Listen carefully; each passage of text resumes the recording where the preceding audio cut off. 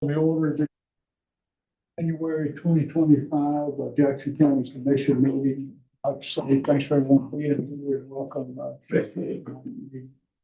We have several items for discussion in our new business portion of the meeting, and then we have several items for discussion tonight in our work session.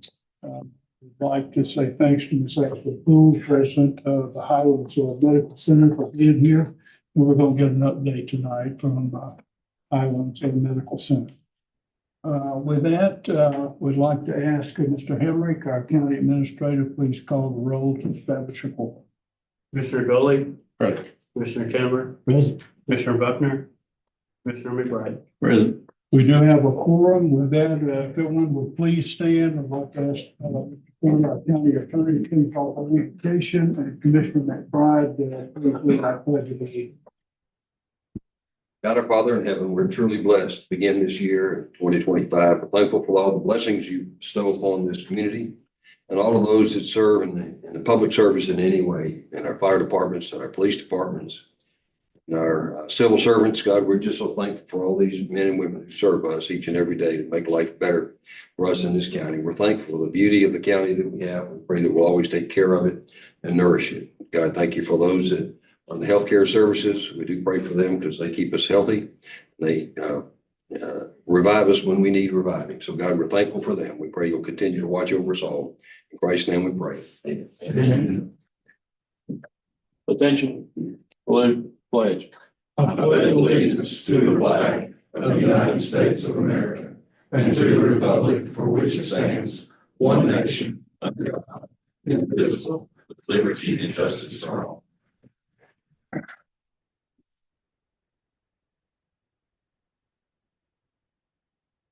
We have no awards or presentations tonight, and I don't think we had anyone signing in forward on public comment. So we will move into the new business portion of our agenda. We do have 4 items tonight, items that we did discuss previously, and our last work session will be up for consideration and vote tonight. First item in the new business portion are the minutes from our December 23rd, 2024 meeting. We'll give you a minute to look at those, and then we will request a motion.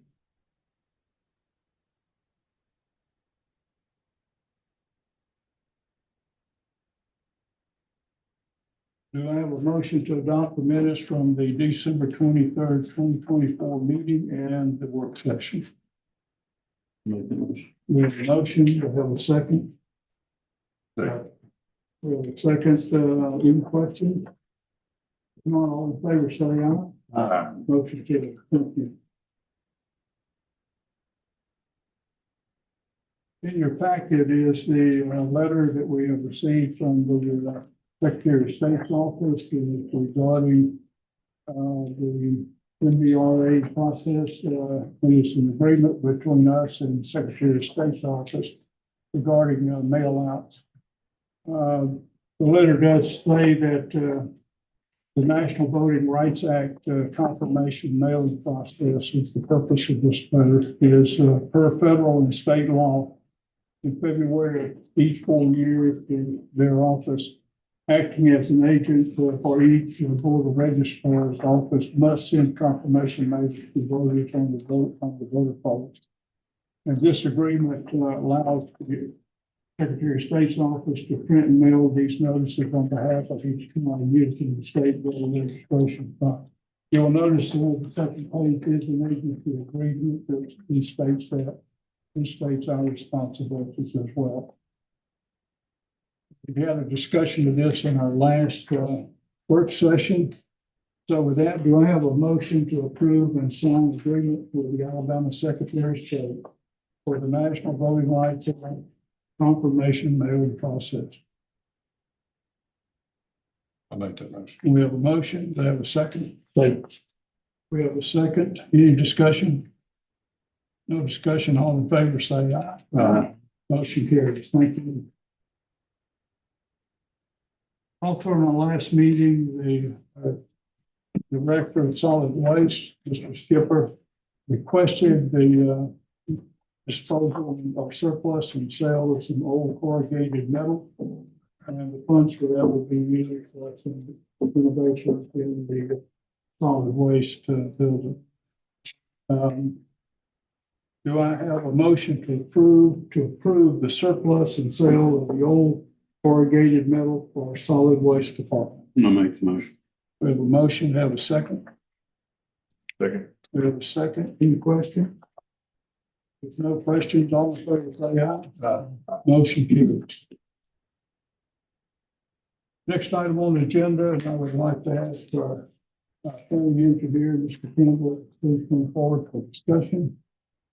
Every year, as you know, we have to approve the prior year county rebuild Alabama annual funding report. And Mr. Campbell, comments? Thank you, Chairman. Gentlemen, please find in your packets reports like the one I'm holding up. Since its passage in 2019, pursuant to the Rebuild Alabama Act, we are required to present to you a County Rebuild Alabama annual report. In the report that you see there should detail the expenditures made in the previous year along with the projects that you approved to be completed. You also notice in a column the status for each of those projects. And upon your approval, this shall be made available for public inspection and included in the county commission minutes for its passage. Okay. Do I have a motion to approve the 2024 County Rebuild Alabama annual report?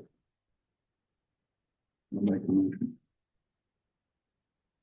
Kevin? Okay, we have a motion, have a second? Second. Have a second. Any questions or discussion? I'm not seeing the line on status, but I'm assuming this work has all been completed, correct? Yes, sir. Three quarters of the way approximately across the page, there's a column for percent complete. And all of those detail at 100% complete. Okay. Just one note, make sure I'm correct. We do have a little extra money in our bond. We got Alabama money and we got approved County Road 42. Yes, sir. So the details of the financials will be the last two columns. One of those columns is allocated for County Rebuild Alabama fund amount and the other is Federal Aid Exchange Fund amount. So you will notice a remaining balance. So just as a reminder, this is a report for last year's performance. So we would take a deduction in the planned work that we have for the upcoming year that would reduce these amounts accordingly.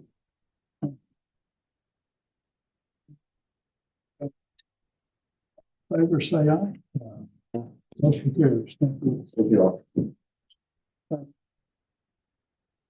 That's the last item in our new business portion of the meeting. We'll now move into the work session. And we have the pleasure of having the school with us tonight. And thank you for being here. And really to provide us an update on Highlands Medical Center. So let me turn the floor to you.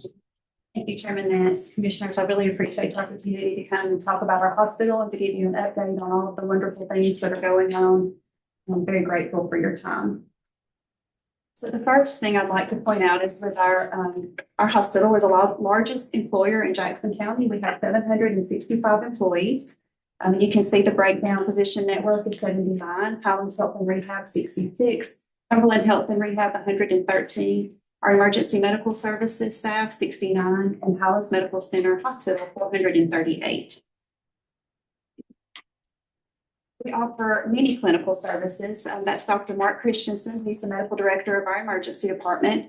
We also have respiratory therapy, imaging, med-surg, OR, ambulance services, intensive care unit, a maternity center, physical therapy center, lab services, and pharmacy. Physician network specialty clinics include the Tennessee Valley Pain Consultants. That has been a great service to Jackson County. We stay very busy. Procedures are booked way out and sometimes a couple of months. So Dr. Collins has brought on Dr. Newell, who's now coming to our hospital a day a week also so that he can better serve and get quicker appointments for our patients for pain management. We have the Highlands Wound Center that Dr. Wilson Alley, he's our general surgeon. He's the medical director there. We have Highlands Surgical Services, Dr. Larry Herberholtz, as you all I'm sure know well, and Dr. Wilson Alley. We also have a sleep center where we do sleep studies. Dr. Darren Benuch is our provider there. We have a hospitalist service also. So if you're admitted into the hospital, we do have physicians who take care of you while you're there. Dr. Mike Coleman is our new medical director. He came to us from Madison Hospital. It's been a huge asset to our hospital. Clearview Cancer Institute is also on site every other week. We have occupational medicine where we serve the industries in the county. Our Scottsboro OBGYN specialist, of course, Dr. Pearson Vargas, have been here a very long time. Dr. Will Stroud is a new OBGYN from Madison. And Dr. Jacqueline Hancock, some of you may know, lives in Section, and she's also an instructor at UAB, so she spends time with us as well. And Valley ENT, Dr. Darby Marshall. We're also recruiting another ENT and another OBGYN physician and a certified nurse midwife. On the physician network primary care side, we have Highlands Family Medicine with Dr. Chris Clayton, who had a baby today. Jackson County Family Medicine, Dr. William Coleman. Riverbend Family Medicine, Dr. Patrick Tucker. Harmony Healthcare, Dr. Margaret Moore. Highlands Pediatrics, Dr. Dennis Vasilla and Dr. Benjamin Freeman. Highlands Primary Care, Dr. Chelsea Clark and Dr. Scott Berry, who's home in Scottsboro. And Highlands Employee Health, where we serve our employees. On the physician network side, just some pictures for you. That's Dr. Mike Coleman, who's our new hospitalist, as I mentioned. Margaret Moore with Harmony Healthcare. She served in our urgent care for a long time. And Dr. Patrick Tucker, who you all probably know very well. He's been here about 25 years. As far as community impact, we had, this is fiscal year 2024. We had 2,006 inpatient admissions, over 51,000 outpatient visits, and over 40,000 clinic visits, with total encounters of 93,000 patients. Our total uncompensated care, so these are patients who cannot afford their health care, so we do that for free, was $14 million in 2024. And we're already scheduled to be over $16 million for this fiscal year. If I can ask a question on that chart, compared to the previous years, how does that look in terms of Uncompensated care numbers? the numbers, 93,000? They're growing because we're adding clinics. So we're going to see continued growth. Our inpatient admissions are up this year. Our emergency department visits are up. The EMS runs are up. So we're seeing a lot of volume increase in the hospital and clinics. Sure. We have care center services, of course, with our nursing homes. We have Highlands Health and Rehab. That's a 50-bed nursing home that is attached to the hospital where we offer long-term care and short-term care rehab. So for patients who've had maybe shoulder or knee surgery, they can go there for intensive rehab before they go home. Cumberland Health and Rehab, as you know, is in Bridgeport, Stevenson area. It's a 100-bed nursing home, long-term care and short-term care. And we also provide CNA classes at no charge. And so those are some of the graduates there that have gone through the program. And we currently have a class ongoing today. We do a workplace violence initiative. When I first came to Highlands, 25% of our workplace injuries were due to workplace violence. And so we asked Huntsville Security to come on board and to revamp what we do there. And so now we're getting security cameras that have facial recognition so that if we do have someone who has a known history of violence, it will recognize them in the parking lot so that we'll know before they enter the building. We have visitor check-in and check-out with the government ID. Our visitor control officers are at each entrance. So when visitors come in, they do have to show some identification and they're given a sticker that's color-coded as to where they'll be going in the hospital. So for example, the emergency department is a red sticker, maternity services is a pink sticker. We do have trained security officers. They go through intensive training where they're actually tased. They do carry tasers, handcuffs, and pepper spray so that if they do have to do a little bit more than what we would normally do, of course, we try our very best to de-escalate before it gets to that point, but they do have that capability to protect our staff and employees and families and patients. Then the security, you see Molly there, she's our K9 with her handler Calvin. And Molly gets to come to the hospital about every couple of weeks and does a walkthrough and She's trained to recognize drugs, and she's also trained to track patients, especially for the nursing homes, if we have someone eloped, which thankfully hasn't happened, but if it did, she could help us locate those patients. So capital investment since the affiliation is right at 14.5 million right now. The very first capital improvement that Huntsville did for us was put a $2.5 million HVAC on top of the hospital. So those are things you can't always see unless you saw all the work that was going along there with it. Had a lot of places blocked off during that time. They've also provided a lot of surgery equipment. So we have a new arthroscopy tower. We have new ENT equipment. We have, we have the ENT navigator endoscopy equipment for Dr. Herberholtz and Dr. Alley, and new striker equipment for Dr. Comedian to do his ortho procedures. We also have a very robust foundation that has actually been revamped. We have close to 20 members now on our foundation board, and they're very active with the foundation gala, which is coming up February 8th. I hope that all of you can attend. We had our first annual dragon boat races where we split the proceeds with Nourish One Child. It was great. We had over 2,000 community members come and watch the dragon boat races. We did the turkey trot in November to raise awareness for diabetes. And the Christmas tour of homes will be next December, and Cookies with Santa in December as well.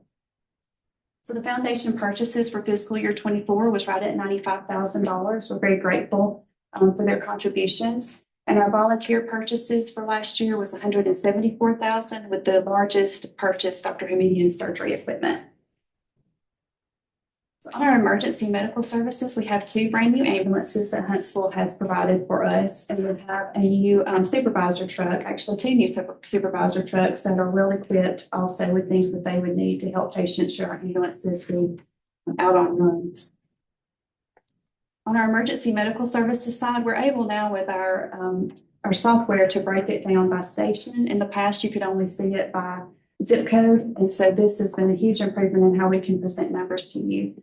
So you can see at Highlands, which is our busiest station, of course, it was over 5,400 runs for last year. Bridgeport Stevenson was our second busiest at 1,531, Pisgah at 1,440, and Skyline 1,035, and Bryant 1,040. And we do subsidize EMS at about $1.2 million that Huntsville provides for us to maintain our EMS services in the county. Excuse me. When you talk about runs, is that to the home, or is that sometimes hospital to hospital? So that is, correct me if I'm wrong, but that's it's hospital to hospital. Yeah, okay. This is a busy graph, but this one thing that we have noticed in our emergency department is an increase in psychiatric patients. So this is just a color, I guess, just a way to know that we do make a lot of runs for psych patients. So this is about 98 patients total.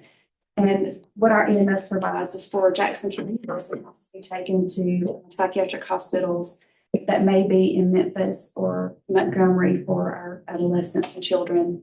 They may go to Birmingham, they may go to Mobile. And so those type things can take our ambulances out of the county, but it's to serve the residents of Jackson County. We also are provided additional assistance from Huntsville and John's crew for Kids Care Critical Transport. So if we have a child who is in critical condition, they will come and take the child to Vanderbilt or Huntsville or UAB, wherever they might need to go. Most of the time they go to Huntsville, but we do have this availability. And we also have a critical care transport for adults that John and his team also help us get patients where they need when they're critically ill. Concludes my presentation. Question?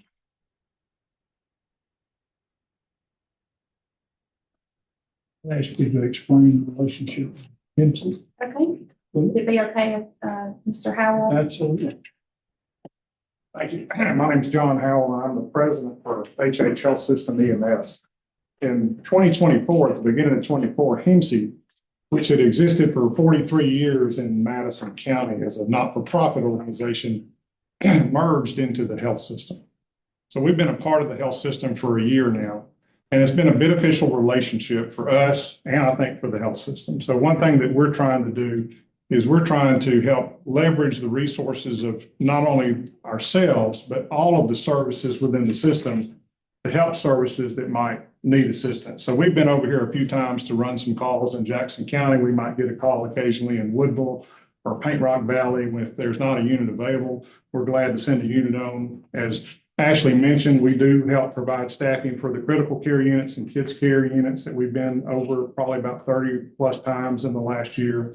And we also have made our fleet services available to Highlands EMS, so they can get their vehicles maintenance and worked on within our fleet services department. I think we've already replaced an engine for them. We didn't actually do it. They actually got a local vendor to do it, but we've helped them on several other things. But we've made sure all the warranty paperwork was filed. So we have 2 more new ambulances that'll be coming to Highlands in the next 6 months. So the first 2 that we got, I think they got one in late 23 and then again in 24. And then I just returned today from a meeting in Excellence, our manufacturer in Madison, and they've got 2 more in the queue for Highlands that'll be produced between now and probably the 1st of June. The ambulances, do we have service on a day-to-day basis in Jackson County? Typically, you have 6, am I right, Chris? Yes, 6. So you have 6, and Chris told me tonight he's fully staffed right now, which is a good thing, and envious ambulance directors from across the state would be envious of that, just like I am, so. And how do y'all strategically place those throughout the county, in different stations? I mean, Well, Chris, and Highlands actually does station those units across those stations that you saw. There are 2 that are based at Highlands Medical Center. And then the others are based according to that graph that's in your packet. There's a unit stationed, Chris, you'll have to tell me, there's one at Bryant. There's Skyline. Yes. And then Pisgah and Old North Jackson also. North Jackson. So that's how they're based. And because Highlands has the busiest volume, that's why 2 ambulances are based there. Okay. Is it still only 2 ambulances, one basically being a transport crew? And in the old days, there were 3. Yes. There was a day shift transport crew just for transfers, so. They're all ALS ambulances now, so. In that graph, you posted with all the runs, is there a way to break down the percentage of emergency calls out of that versus, transfers? Calls and certain things like that. Yes, and we Do you know can, percentage yes, off? we can break that down with our software. You can do just about anything you want to with the software we have. That was just a total, let's see, our yearly total has been since, for the last 3 years, about 10,000. And that's way up of what it was like Mr. Gully was on the board then, we're running more and more calls. I can tell you, we break down ours between emergency and non-emergency, and usually it's about 60% are emergency calls, at least calls that the public calls in as emergency. The other 40% for us, we're in a denser, more busier. So I would think Chris's volume on emergency is a little bit higher than that, but there's going to be the non-emergency calls mixed in with that too. Our goal now too is to have a paramedic at each station 24/7. So we are partnering with Northeast Community College and we're scholarshiping our employees so that they can finish that program out so that we do have paramedics at each station. Any other question? No, it's good. I want to say thanks for being here, but also want to say thanks for the investment you have made in Highlands Medical Center. Those of us that gets to walk through there every now and then, we get to see continuous improvement. And that is really from the partnership that has been established. And so I would say thank you for that. So if there are no other questions, you can stick around for the rest of the meeting if you'd like, but if not, we understand. We have 2 other items. Next is Council of Aging, and we have a public transit grant. It is the grant that we get every year. And Chad, if you don't mind, just covering that with us. Mr. Coleman is our Director of Council of Aging. I think that's for him, and he's a busy guy. Letterhead. Okay. Well, like Chairman Ed said, this is our annual 5311 transportation grant. They're actually doing it a few months early this year. Normally it's later in the year when we have to submit this. So what, basically, just what this grant is, if you guys approve this grant, you can see the numbers that we'll be asking the federal government for assistance. We'll get $176,655 for operation expenses. We'll get $191,560 for administrative assistance, and then $10,800 for capital assistance. So that's a $379,015 total. That if you guys decide to sign this, that will receive from the government. So our local match this year will be $252,245, which is a $10,000 increase from last year. So being so early, I haven't got a lot to look at the budget, so I budgeted conservative so we did have a little increase this year. That's health insurance may go up, which we won't find out until August. So there's some things in there that I don't know, so I added a little bit just to be safe. So there's also the resolution in there. I won't read that. You guys can read that. That's what will be signed for this grant application. And this resolution and on the section 5311 is basically the same document that we sign every year. Yes, it's the same thing. Is our agreement with this. And the 10,000 increase, Chairman, that's not talking earlier. We do have that in our cash account to cover, so that will not be a problem. Our budget covers the 250,000. That is our match. Our budget covers that. So that's what we got. Okay. Any comment on that, Matthew? I didn't know. We looked at their cash balance. They have the funds to cover it. When did you need to sign? What's the deadline? I have to have it submitted by the 31st, so we can go to the next meeting. That'd be okay. All right. Any other questions? If not, Chad, thanks. Appreciate the work. Next item, Public Works, Caterpillar surplus.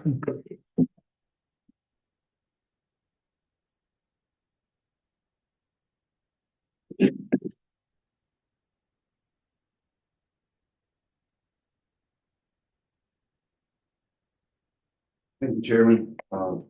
Hopefully in your package, you found a quotation for purchase from Thompson Caterpillar for a new PC 310B high flow skid steer planer. That's a cold planer that's an attachment to our compact loader for skid steer.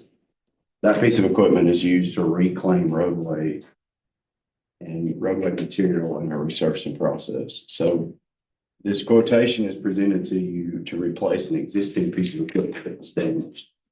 The piece of equipment was damaged in transport when it was separately strapped to the trailer. When the strap failed, it became dislodged from the other strap, came to rest on the side of the road. So that damage was quoted to make the necessary repairs to the existing piece of equipment, which was purchased new in 2021, was estimated at $14,607.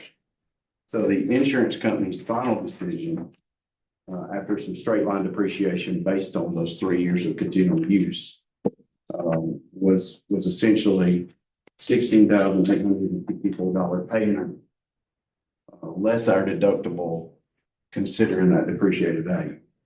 So we have received those funds in 2 separate payments, but that still leaves a considerable gap to the purchase price new for its replacement at approximately $10,466.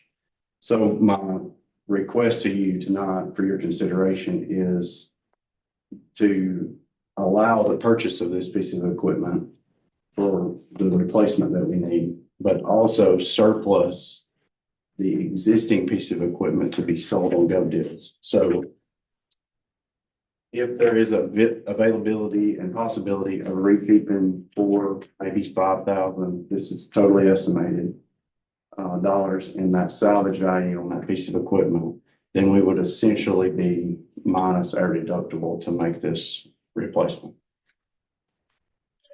Okay, so that I'm clear, total, purchase value for us, cost for us. It's $27,330 It's this, okay. less the 16,864 that we've already received. So we have those funds. It would be a $10,000 difference immediately. You know, and then we would, whatever, if we chose, which I would propose that we do an absolute auction with that surplus piece of equipment. Then whatever that value will also go toward this purchase. Any questions? Just so that I'm clear, you said damaged and transport by us. It was strapped to a flatbed trailer and it's strapped. And so when one of the straps broke, it allowed it to become dislodged from the trailer from the other strap, and it came to rest on the side of the road. So these pieces of equipment are delicate. They have covers on top. They're hydraulic fittings that go into a hydraulic motor. It's tricky with strapping, I would say, but the tumble really did a toll. So a lot of the guides were bent. It's a large drum that must be exact in its rotation. So we presented concerns with the insurance company, who were absolutely fantastic to work with and very understanding about the level of repair that this machine was going to take to get back to new. So it was eventual that they agreed with us that it should be totaled. They were very generous in the fact of allowing us to, excuse me, to retain the existing piece of equipment, and essentially, due to the high amount of damage and costly repair, assessed it with basically zero salvage value. So that may be more accurate than my $4,000 or $5,000 anticipation on a surplus, but gov deals can be surprising on items such as this, where there's essentially very low value. Okay. So pretty much parts is all you're gonna get out of It there. would make a fantastic parts piece, where if someone has an avenue for repair that would not have to outsource to, say, a dealer or some specific repair, maybe some possibilities there. Any other questions? Let me ask, can this wait for approval to the next meeting? Absolutely. Okay, so we'll put it on new business for. Yes, sir. Can we ask other questions? Yes, good. Can you give us an update on the weekend road work that y'all do? Yes, sir. So I can start, I guess chronologically with, we were notified late Thursday afternoon of a request to assist AlDOT with their critical routes in Jackson County on snow and ice removal.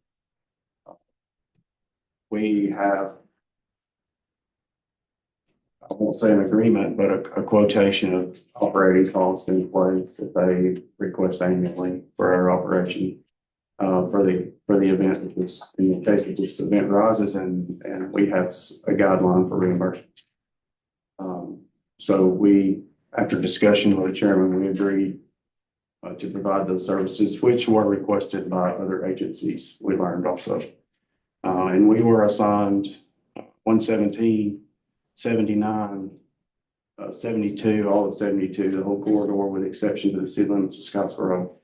Kind of State Route 146 and 35 and 40, and the section of 117 was 72 to the Flat Rock four-way. So after confirmation of our services to be provided, we began work on their routes, and that essentially included all of our personnel and equipment for snow and ice removal, including our motor graders, which we normally keep out of the equation. Those were assigned to 72, and the plows were distributed on all those other places.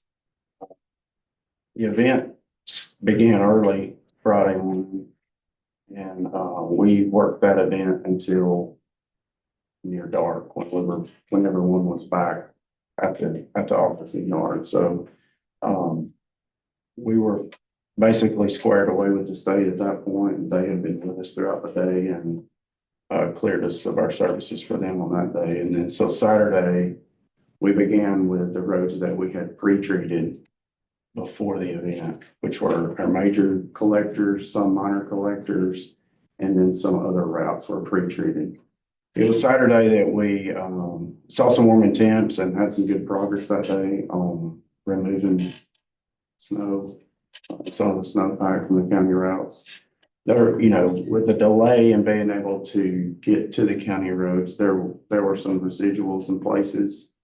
But we felt with the coming temps and the warming temps, the warming trend that we've seen the past couple of days, that we would be in pretty good shape. So that was a day-long process on Saturday, and that gets us to today. Sunday was no work. If I could add to that, the work your team did on pre-treatment, the county roads, some major collectors, which occurred, I think, a couple of days before the expected event. Yes, sir. We started 48 hours in advance, which is really, National Weather Service did a fantastic job with this event. They started 7 or 8 days out with a forecasted prediction of what we would see. Some amounts changed throughout the briefings, but very little. As you all know, the latitude in which we are is very difficult for them to predict when it gets down to the details of top precipitation. There was great effort by the men and women at Public Works. We had some great assistants out in the field. Rocky and his team were great. Josh and EMA folks getting word out that we would be assigned to the state for 4 county routes really helped. The effort from the Public Works employees in preparation during the event and after the event is to be commended, in my opinion.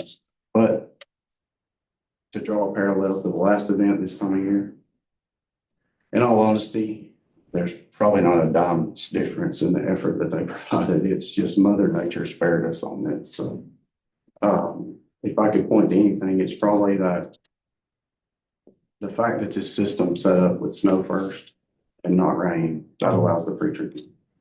The backside temps on this not being Arctic or polar immediately after the onset allowed for a margin, a small margin there to be in freezing, 29, 28. All the anti-icing chemicals work great at that temp range. So Mother Nature is really the one in control, not Public Works, but it was success in my opinion. Any other question? And I agree with you. I thought you guys busted your tails last year at this time, but we were running up against, 2 to 3 inches of ice, which just did not bother us. Of course, 38. Where are we on that? So before Christmas, we were on the contractor schedule for paving. We're still on that schedule for paving, but we're looking for 40 and rising to pave. So the paving has to take place, and 38 is one that's waiting, but it's not the only one. The abutments tie-ins at 145, that's ready and waiting on pavement. The bridge culvert replacement on 32, those abutments and tie-ins are waiting for pavement. Once the pavement is there in all those places, will essentially be complete. 38 will still have guardrail remaining and striping, and those are the only remaining items. Okay, Outstanding. Thank you, sir. all right, thank you. Any update on 93? Good news on 93. So over the break, we received notification that Alabama EMA has received the funding. I think last time I was reporting that FEMA had accepted our full amount, and we had to go in and approve that project as proposed. Alabama EMA has received the funds, and I double checked and verified that we will not receive a notice to proceed, but we are eligible to start the work. So I have notified Geostabilization International. They have in turn notified themselves and gotten back with me on a preliminary 6 to 8 week start time with surveying and preliminary engineering sooner. So we could see boots on the ground a little sooner than that, and that is preliminary. So package flex. Good news. Very good news. Thank you, sir. Thank you all. Thanks. Okay.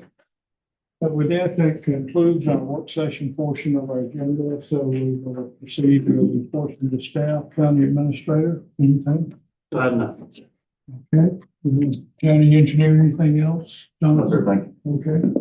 County attorney? I don't have anything. Thank you, sir. Sheriff, anything from you? Sir? Just a couple of things, Chairman, transform issue this week, and I've already talked to Jonathan about this, about the great job they did. And also want to give kudos to EMA. They were down there for a long time without sleep, working on this thing. I think everything came together real well, and we didn't have any major issues. And thank you for being down there with us. That was a pleasure to see you down there. Changing subjects, Huntsville Hospital. I have seen such an improvement over the last couple of years. I want to thank y'all for that. There have been times when I've had people in the county say, I won't go to Huntsville. I won't go to Highlands. I won't go to Highlands. And I've kind of felt like that myself at times.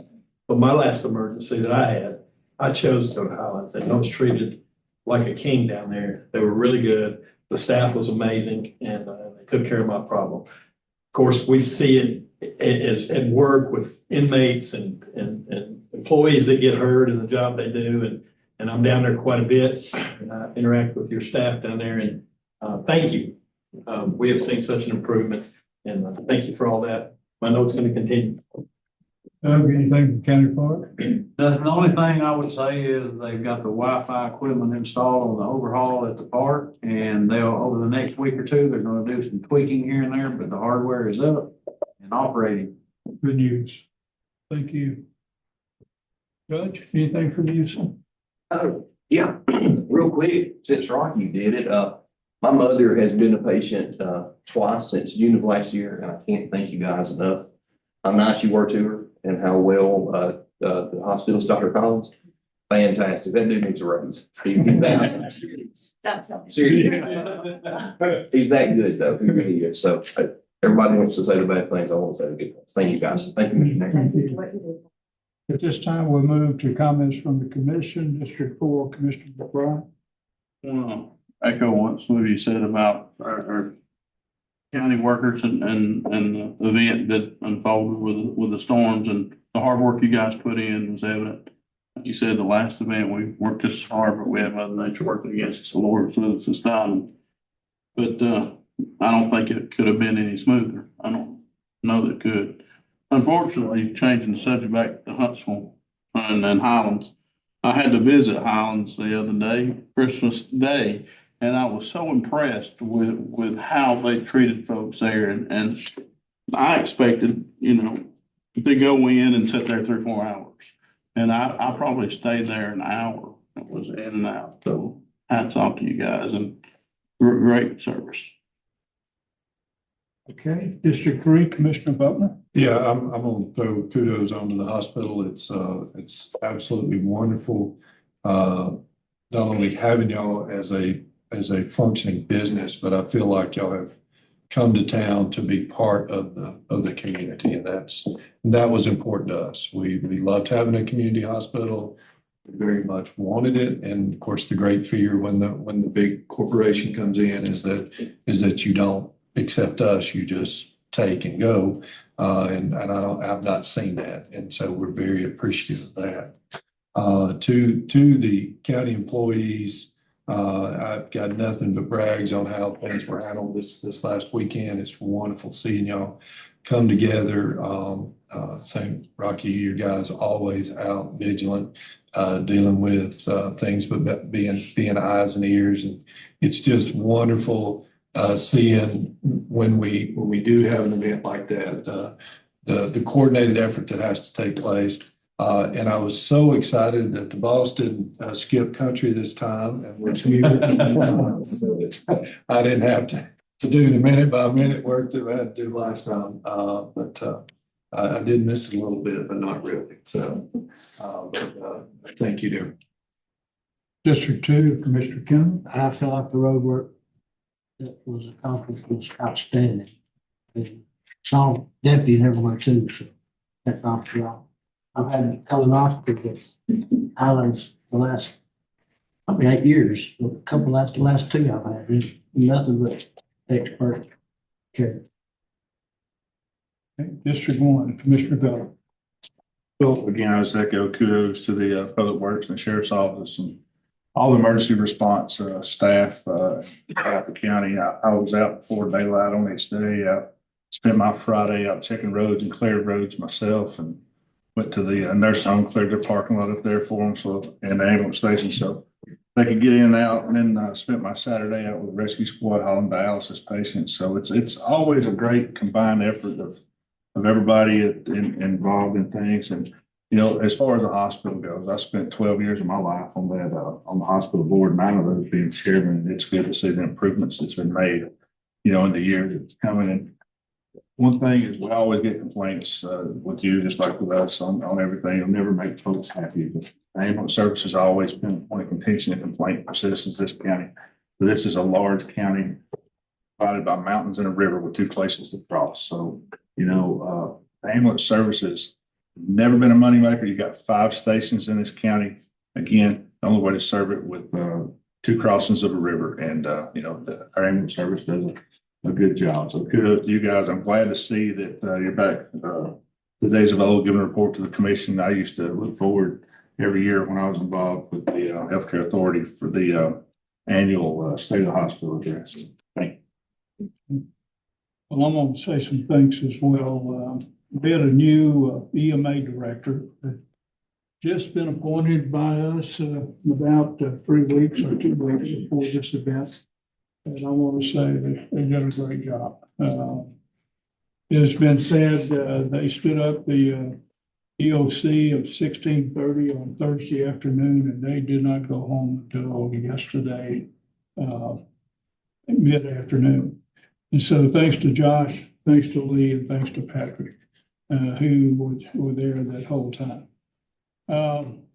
Really probably worked. Up at 4 o'clock Thursday morning, Friday morning rather, and I'm not sure you got much sleep for 3 days with all of that. But just watching the crews out on the roads, the great work that they were doing. Sheriff's Office, Rocky, thanks. All over the county. And advising, helping EMA with what was going on the roads and keeping us up to date. But there are other people I'd like to say thanks to. Across the county, we had women's centers that were available for people. And so they were there to take care of people who needed that assistance. Our volunteer fire departments, if you drove around in the county, you saw them out helping as well. In some cases, I think they were out trying to help with the road conditions. Rescue squads, we already mentioned dialysis. Thanks, and that's a great service, because at some point our council of aging vehicles are not going to be able to transport patients because of road conditions. And in every case, the rescue squads take on that job. We got some of our patients, our council of aging patients taken care of Thursday a day early, but I think on Saturday it was 22 patients that had to be taken care of by our rescue squad to get to the dialysis treatment. So also say thanks to ALDOT. I mean, they did pre-treat the state roads, and they did work with us, and there were quite a few others. Last comment I've got, over the course of the last couple of months, we've had a couple of organizations come and talk to us about some of their needs.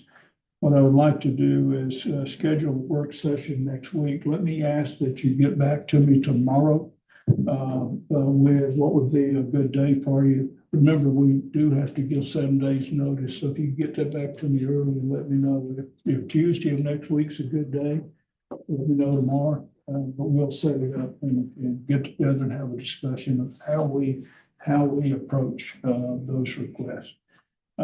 So with that, our next meeting is scheduled for January the 27th. It will be located in this room.